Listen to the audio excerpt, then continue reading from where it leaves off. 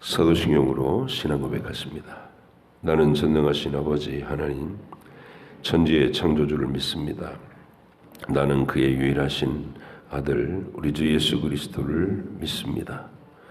그는 성령으로 잉태되어 동정녀 마리아에게서 나시고 본디오 빌라도에게 고난을 받아 십자가에 못 박혀 죽으시고 장사된 지 사흘 만에 죽은 자 가운데서 다시 살아나셨으며 하늘에 오르시어 전능하신 아버지 하나님 우편에 앉아 계시다가 거기로부터 살아있는 자와 죽은 자를 심판하러 오십니다. 나는 성령을 믿으며 거룩한 공교회와 성도의 교제와 죄를 용서받는 것과 몸의 부활과 영생을 믿습니다. 아멘. 사사기 20장 21장 같이 읽겠습니다. 이에 모든 이스라엘 자손이 단에서부터 브엘세바까지와 길르앗 땅에서 나와서 그 회중이 일제히 미스바에서 여호와 앞에 모였으니 온 백성의 어른 곧 이스라엘 모든 지파의 어른들은 하나님의 백성의 총회에 섰고 칼을 빼는 보병은 40만 명이었으며 이스라엘 자손이 미스바에 올라간 것을 베냐민 자손이 들었더라. 이스라엘 자손이 이르되 이 악한 일이 어떻게 일어났는지 우리에게 말하라 하니 레위 사람 곧 죽임을 당한 여인의 남편이 대답하여 이르되 내가 내 첩과 더불어 베냐민에 속한 기브아에 유숙하러 갔더니 기브아 사람들이 나를 치러 일어나서 밤에 내가 묵고 있던 집을 에워싸고 나를 죽이려 하고 내 첩을 욕보여 그를 죽게 한지라. 내가 내 첩의 시체를 거두어 쪼개서 이스라엘 기업의 온 땅에 보냈나니 이는 그들이 이스라엘 중에서 음행과 망령된 일을 행하였기 때문이라. 이스라엘 자손들아 너희가 다 여기 있은즉 너희의 의견과 방책을 낼지니라 하니라. 모든 백성이 일제히 일어나 이르되 우리가 한 사람도 자기 장막으로 돌아가지 말며 한 사람도 자기 집으로 들어가지 말고 우리가 이제 기브아 사람에게 이렇게 행하리니 곧 제비를 뽑아서 그들을 치되 우리가 이스라엘 모든 지파 중에서 100명에 10명 1000명에 100명 10,000명에 1000명을 뽑아 그 백성을 위하여 양식을 준비하고 그들에게 베냐민의 기브아에 가서 그 무리가 이스라엘 중에서 망령된 일을 행한 대로 징계하게 하리라 하니라. 이와 같이 이스라엘 모든 사람이 하나같이 합심하여 그 성읍을 치려고 모였더라. 이스라엘 지파들이 베냐민 온 지파의 사람들을 보내어 두루다니며 이르기를 너희 중에서 생긴 이 악행이 어찌됨이냐. 그런즉 이제 기브아 사람들 곧 그 불량배들을 우리에게 넘겨주어서 우리가 그들을 죽여 이스라엘 중에서 악을 제거하여 버리게 하라 하나 베냐민 자손이 그들의 형제 이스라엘 자손의 말을 듣지 아니하고 도리어 성읍들로부터 기브아에 모이고 나가서 이스라엘 자손과 싸우고자 하니라. 그때 그 성읍들로부터 나온 베냐민 자손의 수는 칼을 빼는 자가 모두 26,000명이요 그 외에 기브아 주민 중 택한 자가 700명인데 이 모든 백성 중에서 택한 700명은 다 왼손잡이라 물매로 돌을 던지면 조금도 틀림이 없는 자들이더라. 베냐민 자손 외에 이스라엘 사람으로서 칼을 빼는 자는 자의 수는 40만 명이니 다 전사라. 이스라엘 자손이 일어나 베델에 올라가서 하나님께 여쭈어 이르되 우리 중에 누가 먼저 올라가서 베냐민 자손과 싸우리까 하니 여호와께서 말씀하시되 유다가 먼저 갈지니라 하시니라. 이스라엘 자손이 아침에 일어나 기브아를 대하여 진을 치니라. 이스라엘 사람이 나가 베냐민과 싸우려고 전열을 갖추고 기브아에서 그들과 싸우고자 하매 베냐민 자손이 기브아에서 나와서 당일에 이스라엘 사람 22,000명을 땅에 엎드러뜨렸으나 이스라엘 사람들이 스스로 용기를 내어 첫날 전열을 갖추었던 곳에서 다시 전열을 갖추니라. 이스라엘 자손이 올라가 여호와 앞에서 저물도록 울며 여호와께 여쭈어 이르되 내가 다시 나아가서 내 형제 베냐민 자손과 싸우리이까 하니 여호와께서 말씀하시되 올라가서 치라 하시니라.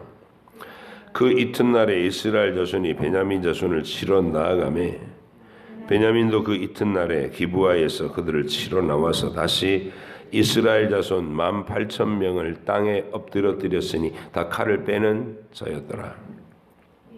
이에 온 이스라엘 자손 모든 백성이 올라가 베델에 이르러 울며 거기서 여호와 앞에 앉아서 그 날이 저물도록 금식하고 번제와 화목제를 여호와 앞에 드리고 이스라엘 자손이 여호와께 물으니라. 그때에는 하나님의 언약궤가 거기 있고 아론의 손자인 엘르아살의 아들 비느하스가 그 앞에 모시고 섰더라. 이스라엘 자손들이 여쭈기를 우리가 다시 나아가 내 형제 베냐민 자손과 싸우리까 말리까 하니 여호와께서 이르시되 올라가라. 내일은 내가 그를 내 손에 넘겨주리라 하시는지라. 이스라엘이 기브아 주위의 군사를 매복하니라. 이스라엘 자손이 셋째 날에 베냐민 자손을 치러 올라가서 전과 같이 기브아에 맞서 전열을 갖추매 베냐민 자손이 나와서 백성을 맞더니 꾀임에 빠져 성읍을 떠났더라. 그들이 큰 길 곧 한쪽은 베델로 올라가는 길이요 한쪽은 기브아 들로 가는 길에서 백성을 쳐서 전과 같이 이스라엘 사람 30명가량을 죽이기 시작하여 베냐민 자손이 스스로 이르기를 이들이 처음과 같이 우리 앞에서 패한다 하나 이스라엘 자손은 이르기를 우리가 도망하여 그들을 성읍에서 큰 길로 꿰어내자 하고 이스라엘 사람이 모두 그들의 처소에서 일어나서 바알 다말에서 전열을 갖추었고 이스라엘의 복병은 그 장소 곧 기브아 초장에서 쏟아져 나왔더라. 온 이스라엘 사람 중에서 택한 사람 10,000명이 기브아에 이르러서 치매 싸움이 치열하나 베냐민 사람은 화가 자기에게 미친 줄을 알지 못하였더라. 여호와께서 이스라엘 앞에서 베냐민을 치심해 당일에 이스라엘 자손이 베냐민 사람 25,100명을 죽였으니 다 칼을 빼는 자였더라. 이에 베냐민 자손이 자기가 패한 것을 깨달았으니 이는 이스라엘 사람이 기브아에 매복한 군사를 믿고 잠깐 베냐민 사람 앞을 피하매 복병이 급히 나와 기브아로 돌격하고 나아가며 칼날로 온 성읍을 쳤음이더라.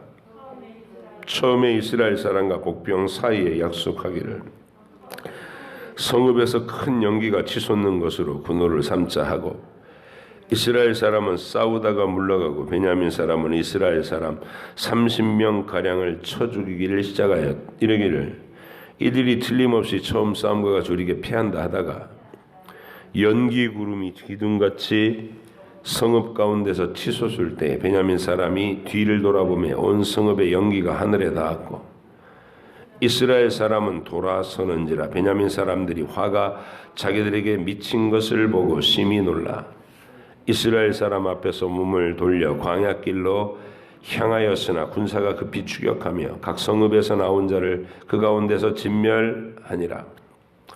그들이 베냐민 사람을 에워싸고 기브아 앞 동쪽까지 추격하며 그 쉬는 곳에서 짓밟음에 베냐민 중에서 엎드러진 자가 18,000명이니 다 용사더라. 그들이 몸을 돌려 광야로 도망하였으나 림몬 바위에 이르는 큰 길에서 이스라엘이 또 5,000명을 이삭줍듯 하고 또 급히 그들을 따라 기돔에 이르러 또 2,000명을 죽였으니 이날에 베냐민 사람으로서 칼을 빼는 자가 엎드러진 것이 모두 25,000명이니 다 용사였더라. 베냐민 사람 600명이 돌이켜 광야로 도망하여 림몬 바위에 이르러 거기서 넉 달 동안을 지냈더라. 이스라엘 사람이 베냐민 자손에게로 돌아와서 온 성읍과 가축과 만나는 자를 다 칼날로 치고 닥치는 성읍은 모두 불살랐더라. 이스라엘 사람들이 미스바에서 맹세하여 이르기를 우리 중에 누구든지 딸을 베냐민 사람에게 아내로 주지 아니하리라 하였더라. 백성이 베델에 이르러 거기서 저녁까지 하나님 앞에 앉아서 큰 소리로 울며 이르되 이스라엘의 하나님 여호와여 어찌하여 이스라엘에 이런 일이 생겨서 오늘 이스라엘 중에 한 지파가 없어지게 하시나이까 하더니 이튿날에 백성이 일찍이 일어나 거기에 한 제단을 쌓고 번제와 화목제를 드렸더라. 이스라엘 자손이 이르되 이스라엘 온 지파 중에 총회와 함께 하여 여호와 앞에 올라오지 아니한 자가 누구냐 하니 이는 그들이 크게 맹세하기를 미스바에 와서 여호와 앞에 이르지 아니하는 자는 반드시 죽일 것이라 하였습니다. 이스라엘 자손이 그들의 형제 베냐민을 위하여 뉘우쳐 이르되 오늘 이스라엘 중에 한 지파가 끊어졌도다. 그 남은 자들에게 우리가 어떻게 하면 아내를 얻게 하리요? 우리가 전에 여호와로 맹세하여 우리의 딸을 그들의 아내로 주지 아니하리라 하였도다. 또 이르되 이스라엘 지파 중 미스바에 올라와서 여호와께 이르지 아니한 자가 누구냐 하고 본즉 야베스 길르앗에서는 한 사람도 진영에 이르러 총회에 참여하지 아니하였으며 백성을 계수할 때에 야베스 길르앗 주민이 하나도 거기 없음을 보았음이라. 회중이 큰 용사 12,000명을 그리로 보내며 그들에게 명령하여 이르되 가서 야베스 길르앗 주민과 부녀와 어린아이를 칼날로 치라. 너희가 행할 일은 모든 남자 및 남자와 잔 여자를 진멸하여 바칠 것이니라 하였더라. 그들이 야베스 길르앗 주민 중에서 젊은 처녀 400명을 얻었으니 이는 아직 남자와 동침한 일이 없어 남자를 알지 못하는 자라. 그들을 실로 진영으로 데려오니 이곳은 가나안 땅이더라. 온 회중이 림몬 바위에 있는 베냐민 자손에게 사람을 보내어 평화를 공포하게 하였더니 그때 베냐민이 돌아온지라. 이에 이스라엘 사람이 야베스 길르앗 여자 중에서 살려둔 여자들을 그들에게 주었으나 아직도 부족하므로 백성들이 베냐민을 위하여 뉘우쳤으니 이는 여호와께서 이스라엘 지파들 중에 한 지파가 빠지게 하셨음이 어떠라. 회중의 장로들이 이르되 베냐민의 여인이 다 멸절되었으니 이제 그 남은 자들에게 어떻게 하여야 아내를 얻게 할까 하고 또 이르되 베냐민 중 도망하여 살아남은 자에게 마땅히 기업이 있어야 하리니 그리하면 이스라엘 중에서 한 지파가 사라짐이 없으리라. 그러나 우리가 우리의 딸을 그들의 아내로 주지 못하리니 이는 이스라엘 자손이 맹세하여 이르기를 딸을 베냐민에게 아내로 주는 자는 저주를 받으리라 하였음이로다 하니라. 또 이르되 보라 베델 북쪽 르보나 남쪽 베델에서 세겜으로 올라가는 큰 길 동쪽 실로에 매년 여호와의 명절이 있도다 하고 베냐민 자손에게 명령하여 이르되 가서 포도원에 숨어 보다가 실로의 여자들이 춤을 추러 나오거든 너희는 포도원에서 나와서 실로의 딸 중에서 각각 하나를 붙들어 가지고 자기의 아내로 삼아 베냐민 땅으로 돌아가라. 만일 그의 아버지나 형제가 와서 우리에게 시비하면 우리가 그에게 말하기를 청하건대 너희는 우리에게 은혜를 베풀어 그들을 우리에게 줄지니라. 이는 우리가 전쟁할 때에 각 사람을 위하여 그의 아내를 얻어주지 못하였고 너희가 자의로 그들에게 준 것이 아니니 너희에게 죄가 없을 것임이니라 하겠노라 하매 베냐민 자손이 그같이 행하여 춤추는 여자들 중에서 자기들의 숫자대로 붙들어 아내로 삼아 자기 기업에 돌아가서 성읍들을 건축하고 거기에 거주하였더라. 그때 이스라엘 자손이 그곳에서 각기 자기의 지파 자기의 가족에게로 돌아갔으니 곧 각기 그곳에서 나와서 자기의 기업으로 돌아갔더라. 그때 이스라엘에 왕이 없으므로 사람이 각기 자기의 소견에 오른 대로 행하였더라. 아멘. 기도하겠습니다. 하나님 아버지, 말씀이 사라지고 경건이 사라진 시대에 사람들이 저마다 제 소견에 옳은 대로 행하는 그 비극적인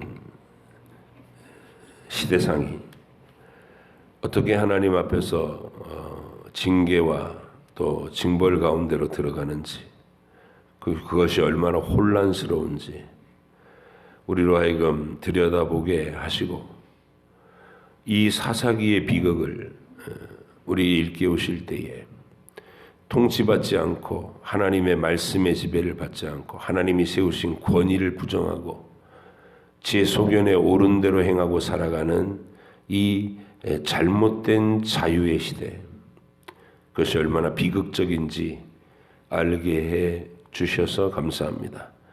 우리에게는 영원한 한 왕이신 그리스도가 계시고 매일매일 주께 순종하는 그 인생을 저마다 살아가게 하셔서 일사불란하게 그리스도를 머리로 하고 온 우주와 만물이 통일되게 하려시는 하나님의 그 위대한 나라를 또 바라보게 하시니 소망이 있음을 우리가 믿고 고백합니다.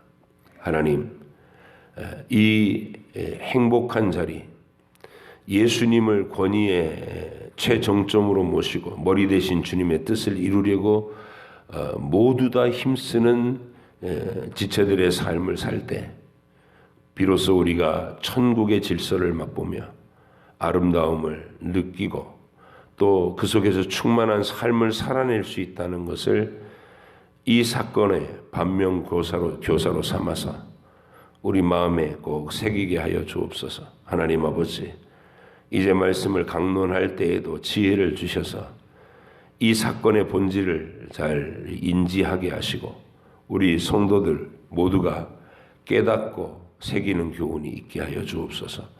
감사드리며 예수님의 이름으로 기도하옵나이다. 아멘.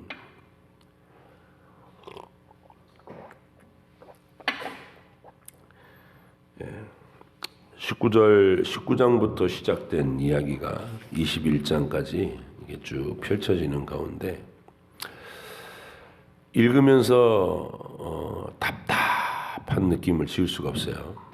어느 한 군데도 야, 이게 하나님의 뜻이다. 뭔가 우리가 제대로 가고 있구나. 울컥하고 가슴 벅차고 확신에 들고 이런 장면이 전혀 없어요. 다 답답해요. 처음 이 일의 시초가 되는 이 레위인부터가 이상해요. 거기서부터 시작돼 가지고 온 민족이 들끓어갖고 미스바에 40만 명이 모여가지고 하나님의 뜻을 구한다고 막 전쟁을 베냐민을 회개하라고 압박했는데 우리가 뭘 회개하냐 이러면서 버티고 하나님의 이름으로 너를 처단하겠다 그랬는데 처단하겠다고 나선 자들이 먼저 전쟁에 패하고 막 뒤죽박죽입니다. 끝까지 그래요. 이 시대상에 그 암담한 어둠이 있는 거예요. 근데 우리가 이런 상황을 이 기독교 역사, 하나님의 나라 역사에서 얼마나 많이 봤냐는 거예요. 역사적으로도.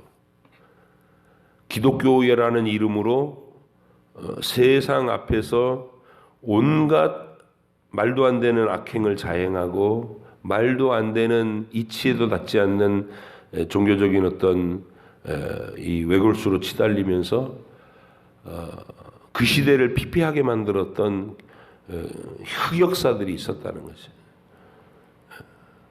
중세 로마 카톨릭이 말씀을 벗어나서 세상을 지배하던 때에 그 캄캄한 어둠, 절망스러운 상황들 많았다는 거예요. 이런 상황들이. 근데 생각밖에도 이런 일들이 우리의 죄성과 잘못된 종교적인 열심, 말씀에 입각하지 않고 권위의 실체를 부정하고 지 소견에 옳은 대로 막 각축을 벌이던 시대에 그 비극적인 모습의 답답함, 이런 것들이 분명히 역사 속에 너무나 많이 존재했었다. 사사기에서 이 장면을 보여주시는 거예요. 저는 이 장면에서 여러분 일반 성경의 독자들이 이 장면을 100번을 읽어도 여기서 시원한 답이 없어요. 왜냐하면 여기는 해석해 주는 말이 하나도 없고 그냥 다큐멘터리 카메라 돌리듯이 그냥 상황을 응시하면서 가는 거예요. 이런 일이 있었다. 이렇게 말했고 이렇게 했다. 그냥 사건만 있어요. 근데 어디 누구의 결정도 우리 마음을 이게 하나님의 뜻이겠구나. 이 믿음을 본받아야 되겠다. 이런 구석이 없단 말이에요. 어쩔 것이냐는 거예요. 그래서 이게 사사기 전체의 영적 분위기를 우리에게 보여주는 그 답답한 어둠입니다. 답답한 어둠. 오히려 이제 미가 신당 사건은 너무 뚜렷해요. 우리가 딱 보면서 야 이건 이놈이 나쁜 놈이구나. 말은 번지르르게 하나님 편인 것처럼 얘기하고 있어도 전부 속내는 이렇게 다르구나 하면서 탁탁탁 지적해낼 수 있는데 이 19장부터 21장까지 이 사건에는 다 경계선에 있어요. 애매해요. 그래서 자기의 그 시커먼 속내가 있으면서도 표방하는 것은 마치 경건한 듯이 행동하고 이 레위인이 첩이 행음을 하고 친정으로 내뺐잖아요 처음에. 근데 그 상황 자체를 하나님의 말씀으로 바로잡으려면 거긴 책망이 있어야 되는 거예요. 죄 자체는 끌어내서 죽여야 되는 거예요. 행음했으니까. 그러나 끌어내서 죽이는 처리를 하기보다는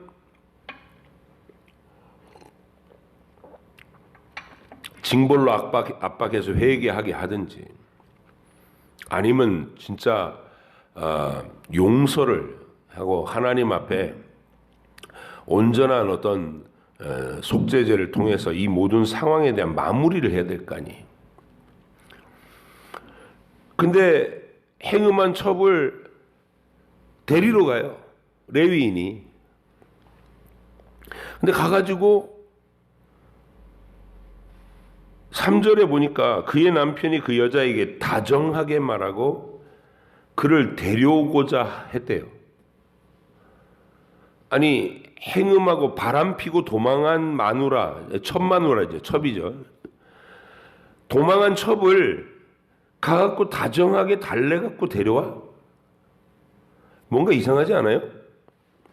그래서 여기 우리 번역어에는 표현되지 않았지만 이 히브리어 동사에는 우리 번역어투어보다는 훨씬 더 많은 정보를 담을 수 있는 언어라서 이 여자가 행음한 것이 남편의 바람에 맞바람을 피운 어떤 그런 흔적이 있어요. 대항해서라는 말에.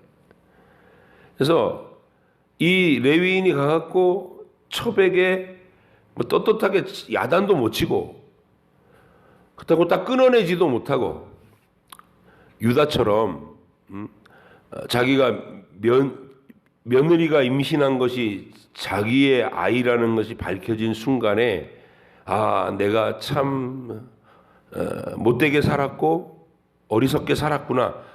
한꺼번에 자기가 깨달아졌을 거 아니에요. 그리고 나서는 아이들 양육의 책임을 분명하게 지면서 관계는 딱 끊잖아요. 그런 결단도 없어요. 그냥 어영부영 우리 피차 뭐 없던 일로 퉁치자 이러고 이렇게 좋은 말로 다정하게 말했다는 거야. 나도 잘못했고 너도 잘못했으니까 우리 서로 피차 퉁치고 다시 살자. 그러니까 그 여자에게 이게 뭐 포기할 마음도 아니고. 그리고 이제 나중에 데리고 올 때 하는 처신을 보니까 위기에 닥쳤을 때 동네 깡패들이 모여갖고 소돔에서 일어난 것도 똑같이 끌어내라 우리가 관계하리라. 이게 동성간 성폭행이 만연되고 있었다는 거겠죠. 베냐민 그 집과 기브아에서. 근데 그 당시에 뭐 여자의 인권이라는 건 거의 뭐 매매하는 물건처럼 취급하던 시대라 그랬는지 모르지만 이 나그네를 대접하는 전통적인 관습 때문에 나그네의 생명을 보호하기 위해서 자기 딸과 첩을 내놓겠다고 그렇게 얘기를 해요. 근데 결국 끌려나간 건 첩이에요. 이 사람이 자기 살겠다고 첩을 내보낸 거죠. 그러니까 뭔가 애틋하게 사랑해서 데리고 오려고 한 것도 아니고, 여러 정황이 그냥 이 레위인 남자 자체가 문제 덩어리인 거예요. 비겁하고 책임질 줄 모르고 무책임하고 무원칙하고 뭐도 없어요. 그렇게 시작된 이야기가 행음하고 도망가서 넉 달 동안 친정에 가 있는 이 여자를 가서 좋은 말로 위로하고 데리고 오려고 꼬시고, 거기 첩장이는 또 왠지 이 남자한테 계속 막 이렇게 음식을 먹이고 술을 먹이고 좀 더 머물렀다 가라고 그러고 계속 붙잡아요. 그러니까 아마 아버지로서는 이제 자기 딸을 데려다가 서로 싸우지 말고 잘 살아라 뭐 이런 마음이 표현된 건지 모르겠지만 계속 붙들어 앉혀서 하루라도 더 이러는데, 또 이 레위인이 오늘은 저는 틀림없이 떠나야 됩니다 말이고 길을 강제로 떠난 거야. 날이 저물어 가는데 떠났으니까 그런 사단이 난 거 아니에요. 근데 왜 그렇게 떠났겠는가 보면 또 내용은 안식일을 지키겠다고 아마 일자를 맞추느라고 그렇게 급히 간 걸 거예요. 도대체 믿음이 뭔가 여기서. 그러니까 안식일을 지키겠다는 의지는 있는데 하나님 앞에서 살아내는 이 인생의 모습은 비루하고 추악하기가 그지없는 그런 모습으로 이렇게 나타났고, 자, 이런 사람들이 또 이제 길을 가다가 여부수 족속의 이방 민족이 정복하지 못한 이방 민족이 더 은근히 살아 있는데, 그 옆을 지나서 이제 베냐민 지파가 겨우 차지한 기브아 동네로 이렇게 지나가는데, 날이 저물었으니까 여기 여부수 족속의 집에 머무릅시다 그랬더니 이 레위인이 한다는 소리가, 종에게 한다는 소리가, 야, 그래도 우리 하나님, 같은 하나님을 믿는 동족의 마을에 들어가야지 이방인들의 마을에 들어가면 되겠느냐. 그리고 또 무슨 레위인 같은 아주 하나님께, 민족에게 대한 무슨 자부심이나 하나님께 대한 열심이 특심한 것처럼 또 그렇게 선택을 굳이 기부하러 한 거예요. 같은 하나님의 백성이라고. 근데 그 믿음의, 그 민족의 민족 사랑의 이런 것, 그걸 우리가 전통적인 신앙 고백을 가진 사람들이 생명력은 하나도 없고 하나님께 대한 어떤 진실한 믿음이나 뜨거움은 하나도 없으면서 어떤 그런 전통, 열심히 지키는 거, 그런 것에서 자기 신앙의 전체를 증명하려고 하는 그런 모습이 이 레위인에게 전형적으로 나타난다는 거죠.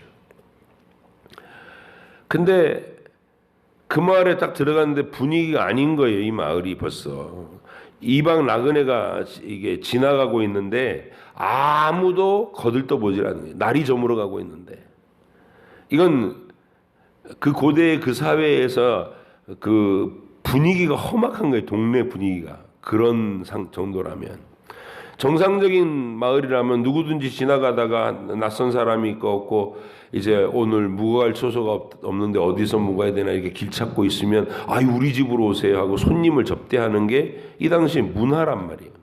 아주 중요하게 여기는. 근데 기브아 주민 중에서 아무도 그렇게 나서는 사람이 없어요.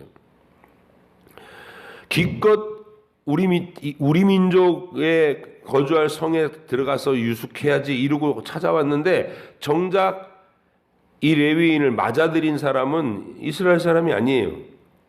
그냥 그곳에, 그 마을에 원래 남아있던 원주민이 눌러 살고 있는 거예요. 진멸당하지 않은 원주민.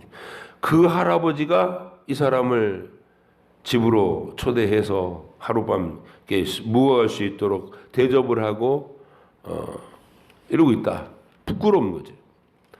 하나님의 백성들의 그 험악한 상태가 이게 보여주는 거예요. 이 사건을 들여다보면서, 야, 이랬구나. 분위기 진짜 험악하네. 베냐민의 기브아 동네 사람들이 정말 하나님의 백성답지 않은 모습이구나.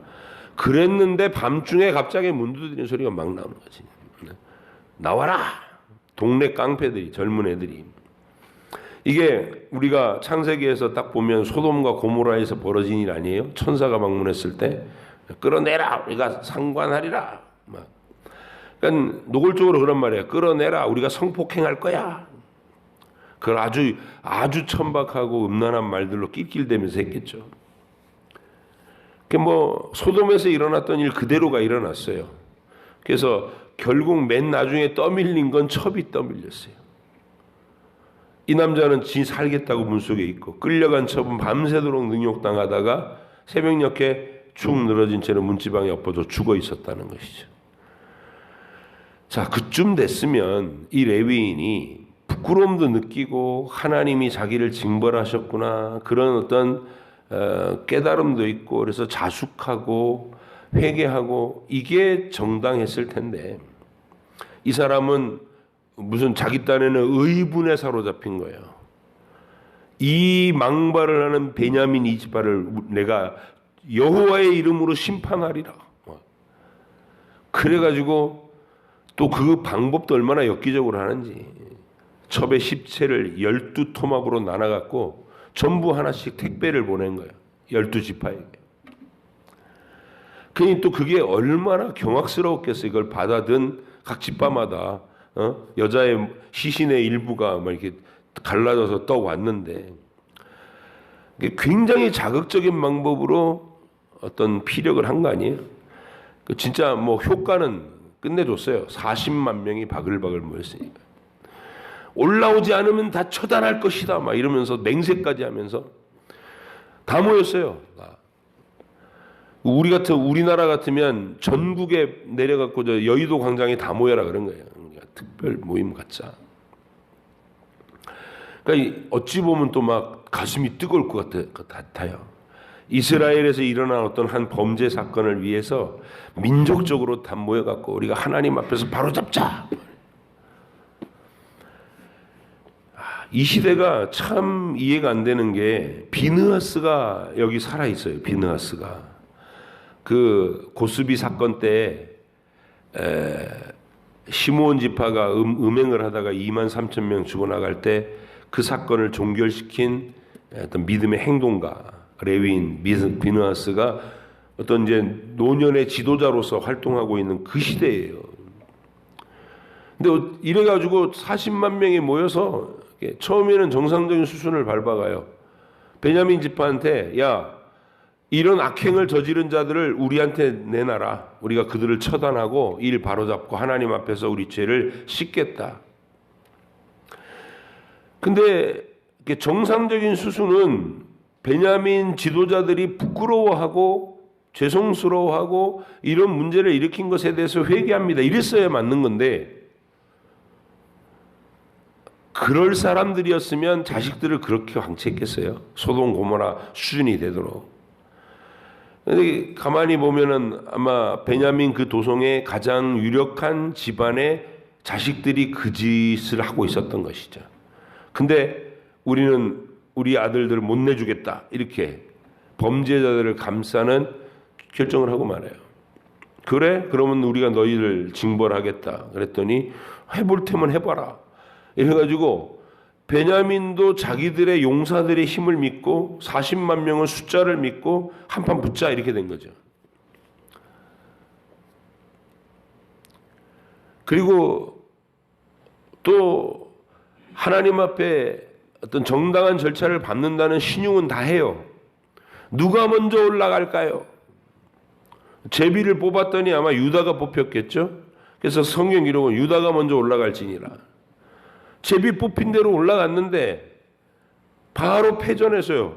사람이 수없이 죽어갔죠. 무슨 일일까? 함께 모여갖고 막 기도하고 또 막 통성기도하고 내일은 꼭 이기게 해주시오. 2번 싸웠는데 또 졌어요. 그제서 금식하면서 또 돌아봅니다, 자기들을. 이야, 이러고서 이제 몇 차례 엎치락뒤치락 하다 베냐민을 이제 드디어 이기게 됐는데 이번에는 뭔가 적절한 수준에서 징벌하는 수준에서 멈춰야 됐는데 이제 2번의 패전도 하고 막 혈기도 끌어오르고 분통도 터지고 그러니까 막 과도하게 다 죽여요. 나중에 정신 차리고 보니까 아주 베냐민을 씨도 안 남기고 다 진멸해 버린 거예요. 여자와 아이들까지 다 죽여버렸고, 남은 거라고는 광야로 도망간 600명 남자들, 베냐민이 없어지게 생겼어요. 그제서 또 자기들이 아이고 어떡하나, 우리 하나님의 거룩한 12지파 중에 한 지파가 사라지게 생겼네. 보니까 전쟁을 시작하기도 전에 베냐민에게 딸을 주는 자는 저주를 받을 자면, 이런 맹세를 함부로 막 하고, 그러니까 얼른 600명을 짝을 맞춰갖고 베냐민을 다시 이렇게 일으켜 세울, 뭐 결혼도 못 시킬 이런 상황이 돼버린 거예요. 답답하죠. 아직도 안 끝났어요. 그리고 나서 이제 이 문제를 해결하는 것도 웃겨요. 이 600명을 어떻게 장가 보낼 것이냐. 그러더니 눈을 쫙 뜨면서 우리 모임에 올라오지 않은 자가 있는지 살펴봐. 길르앗 야베스 주민들이 안 올라왔다는 거예요.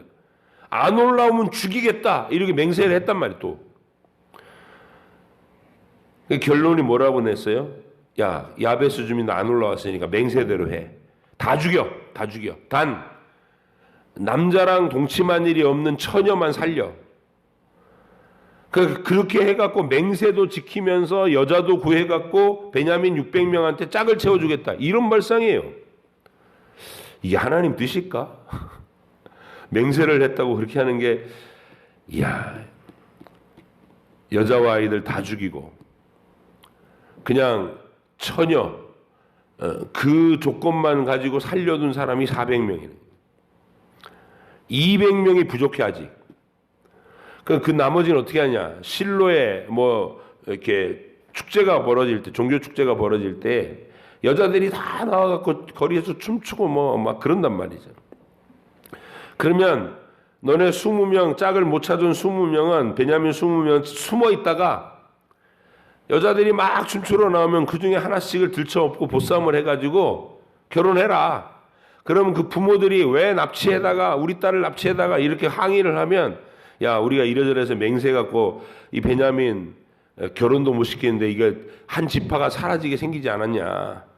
너네는 자의로 딸을 시집 보낸 게 아니니 맹세를 범한 게 아니고, 어쨌든 한 지파를 살려내기로 해서 200명 이 딸들이 충원됐으니까 너희가 양해하고 우리가 하나님의 마음으로 이 상황을 넘어가자, 이렇게 하겠다는 거예요. 그렇게 했어요. 맨 끝에다 뭐라고 써놨냐면, 이게 결론이에요. 사사기 결론. 답답한 그 한숨 소리 같아요. 마지막 절.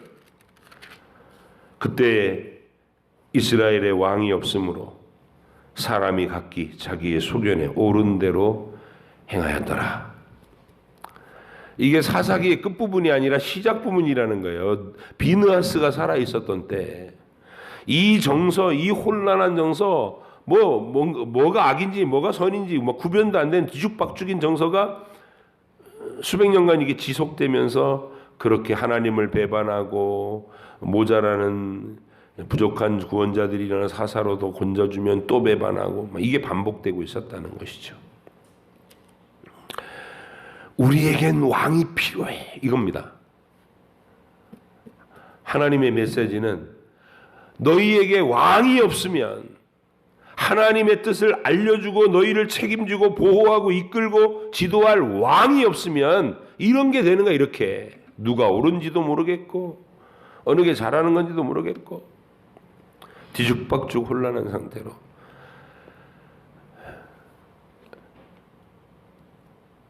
하나님이 이 비극의 역사에 이제 우리가 룻기로 들어가면 희망을 씁니다.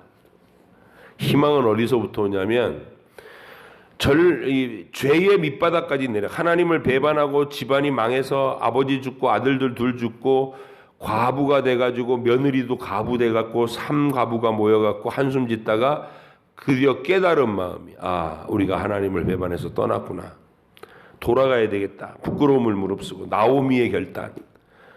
거기서부터 시작되는 거예요. 희망은 한 영혼이 하나님의 징계의 매 끝에 깨닫고 돌아갈 결심을 하고 회개의 결심을 했을 때, 이방인 며느리 룻이 저도 어머니 하나님을 섬길 것이에요. 따라 나서고. 그리고 왔더니 그곳에는 하나님을 경외하는 믿음의 씨앗인 보아스가 아름다운 덕스러운 삶을 살고 있고 희망이 있는 거예요, 거기에. 그래서 룻과 결혼해서 오벳을 낳고 다윗 왕의 조상으로서의 어떤 시작이 또 거졌다. 희망, 왕이 오신다. 이스라엘의 이 혼란하고 어두운 역사를 바로잡을 왕이 도래하고 있다. 이 메시지가 사사기에서 보여주고 있는 겁니다. 사사기 현장에서. 그게 룻기예요.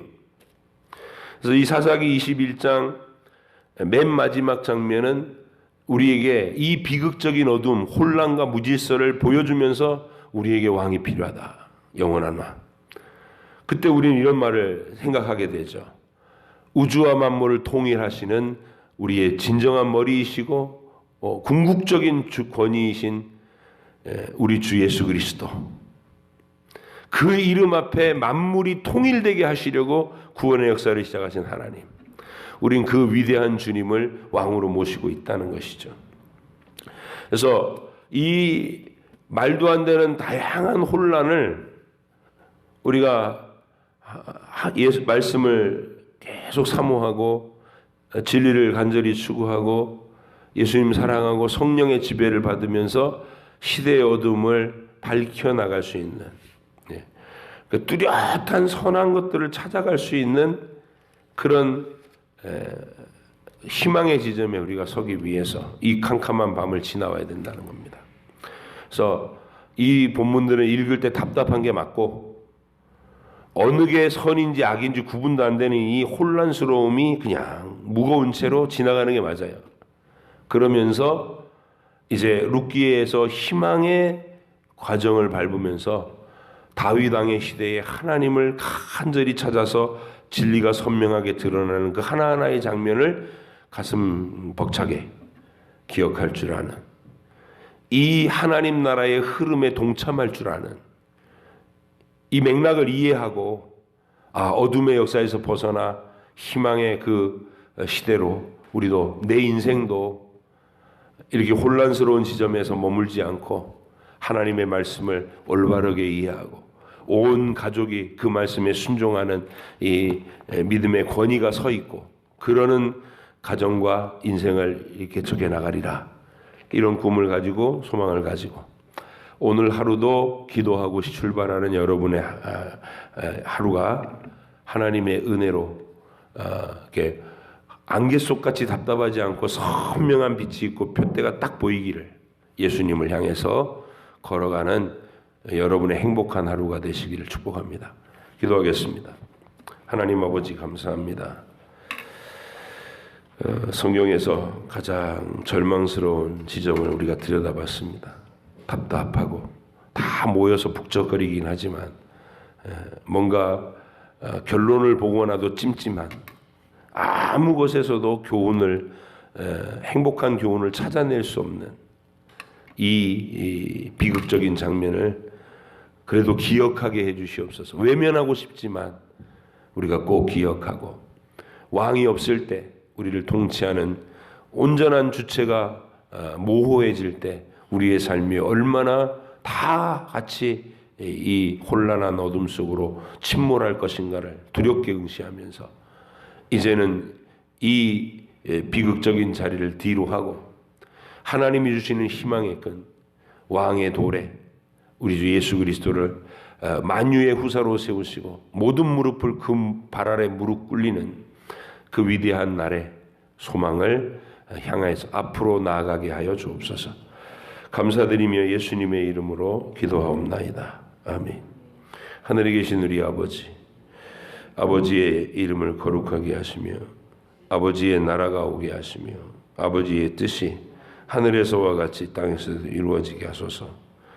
오늘 우리에게 일용할 양식을 주시고 우리가 우리에게 잘못한 사람을 용서하여 준 것 같이 우리 죄를 용서하여 주시고 우리를 시험에 빠지지 않게 하시고 악에서 구하소서. 나라와 권능과 영광이 영원히 아버지의 것입니다. 아멘.